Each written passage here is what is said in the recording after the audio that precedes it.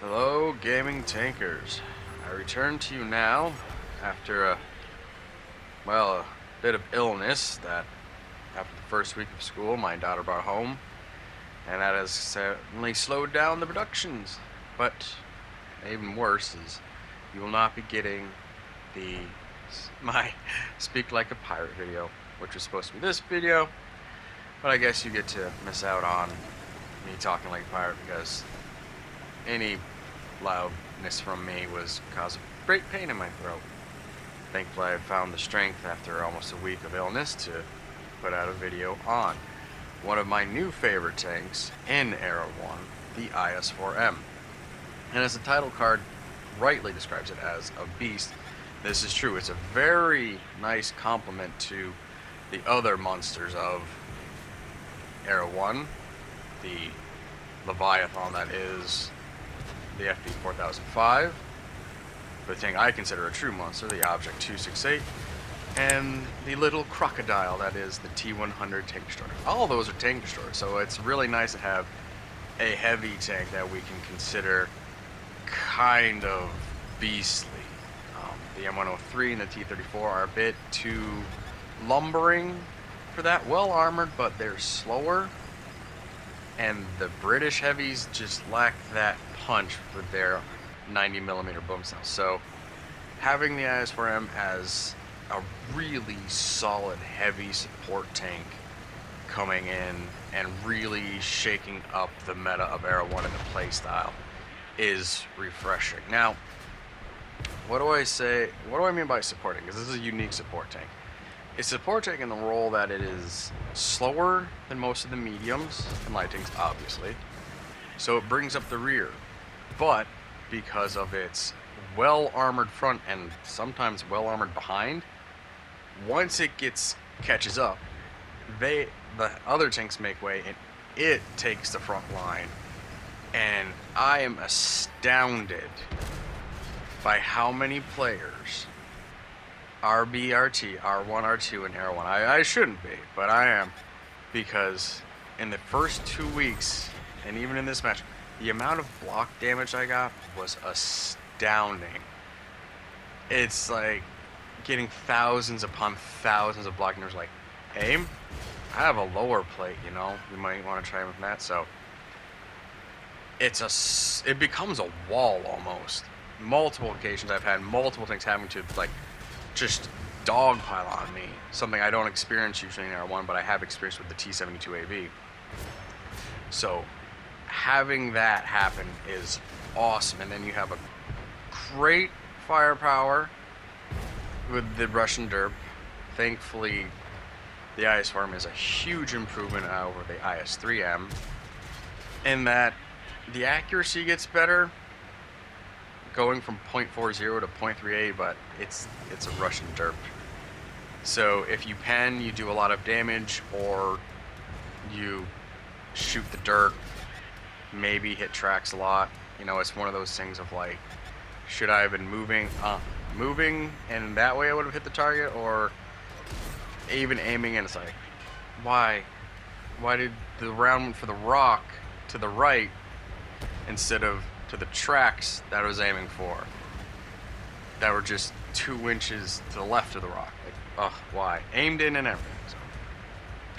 But that is definitely tempered by how well armored and how you can just brawl. But again, like I said, if you want to sit back and kind of just act as a, suppression fire almost, because it's like, you can sit there and you can take the hits. They just bounce off, and when you angle, you do have to angle. You know, we're kind of flashing back to the Tigers. It's better than the Pike Nose, because that's just using weak armor and angles to try to make better armor, but with the penetration values of Era 1 and Cold War in general, it's such a joke. That's where the IS-3M just falls flat as a heavy tank and can barely pass as a medium. But with this tank, the IS-4M, you really can push in and take position that, it's kind of like the only thing that can dig you out is an FD-4005, but even then, you can still be like, you know what, I think you're going to bounce. I'm just gonna sit here and take it. And if that happens, great. And if it doesn't, back off and run a repair kit. So, and that's what makes the IS-4M almost in the early stages of a match very decisive. It does fail though, perhaps if you don't have the support of your team. It does benefit having backup on the way. The turret speed is slow, so being circled is a huge issue for light tanks and a lot of other tanks to outmaneuver you in those regards.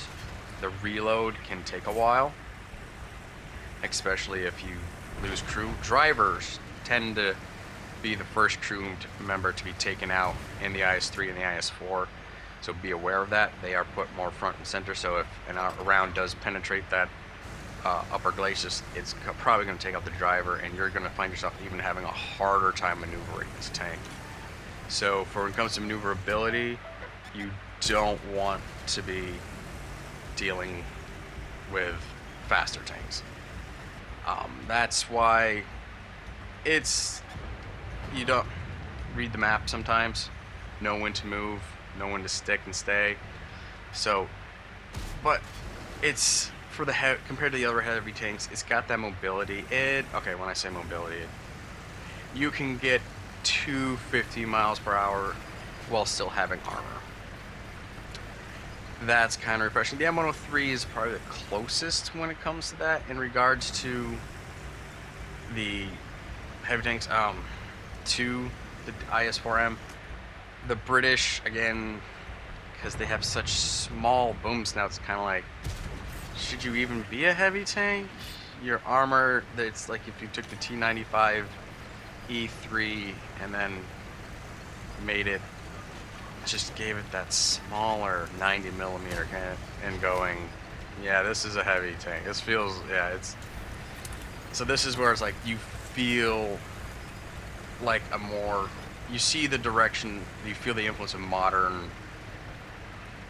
the beginnings of MBT type thought process coming with the IS-4M. So this is where it's that sandwich tank. It's that meat between the IS-3M, which sucks, and then the T10B, which also sucks. So it's sort of like, oh, you get a break from the crappy IS-3M, but then you get misled into thinking it's going to be just like the T10B is going to be just as good. It's not. Look, I have a video on the M103A2 and the T10B in the works, so look forward to that hopefully next week. I have a unique comparison going on there. But back to the IS-4M. It's nice because you can keep moving to it. If you find yourself able to maneuver, you can sort of just keep pushing. And the armor is just astounding. With so many angles where you can deflect rounds from, it's like, even from the side, it's like, dare I say, I have moments where I'm like, I don't know if I should have blocked that. Or, yeah, that should have gone through. Okay, I don't want to say the armor's OP, but when you have matches semi-regular, it's like, dude, I'm getting like 4,000, 5,000. One time 9,000. I wish I recorded that one. 9,000 block damage was like, oof. Although that time was like, you can tell. That was when I was like, oh yeah, no one's aiming. No one knows how to aim in Era 1. That is for sure. Some of y'all need to pick up some ATGM tanks and start learning where the real soft spots are on tanks. So, comment down below what you think of the IS-4M, and obviously like and subscribe if you think the IS-4M is now the greatest heavy tank in Era 1, because it is. At least it's not it's a break from the T95 E3, which is still obviously the greatest tank in Era 1. And of course, that's if you think, unless you're an FP4005 fan, then you're just, everything else is trash compared to that. I understand. I find that tank to be boring, but that's just me. And here you can see when I said about that armor just making me so confident. I'm like, I'm gonna capture. Why am I capturing? Well, this is the downside, because like I said, you can do the 50 kilometers per hour in this tank once it's fully upgraded and you go, if you lean into the speed perks. But it's not the tank that in clutch moments, like if you're on one side of the map and the enemy team is capturing your base, yeah, you're not really, you know, unless if it's a minute or less, you might not make it depending on the size of the map. So that's obviously where its weakness is. And I think that's where it gets balanced, is just where the speed's good enough, but it doesn't make it OP. Armor is amazing. Gun, boom snout, sorry YouTube, is good, but you do have to suffer the Russian derp, which isn't as bad as the T-10B seems to be, or the IS-4M, but it still happens, so that's where you go, well, at least I have armor to protect me. So, I'm gonna end it here. My voice is beginning to fail. I hope you keep your tracks on the ground and the RNG's in your favor. And I would just like to know, thank you for all the support I've recently been getting. We're almost at 80 subscribers, and dare I say, maybe we can make it to 100 by the end of the year. I think I've said that the last 2 years in a row, but I'm gonna try to keep up the volume here on tanks and maybe some Helldivers too. We'll see, but definitely more tank videos in the works. So I hope to see you in the next one. Thank you and goodbye.